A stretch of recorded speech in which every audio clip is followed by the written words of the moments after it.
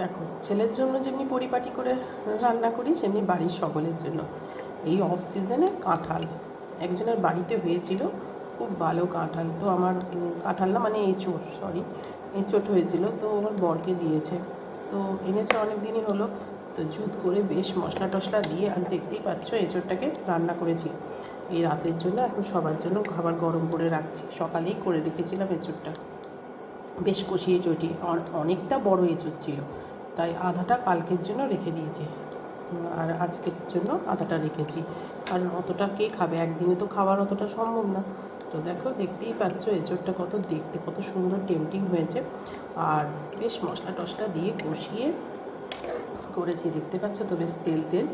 তো এঁচোড় রান্নার রেসিপিটা চাইলে আরেকবার এঁচোড় নিশ্চয়ই আনাবো আর তোমাদেরকে নিশ্চয়ই দেখাবো। তো অফ সিজনে এঁচোড়টা কিন্তু খেতে বাড়ি টেস্টি। তো তোমরা কে কে এঁচোড় খেতে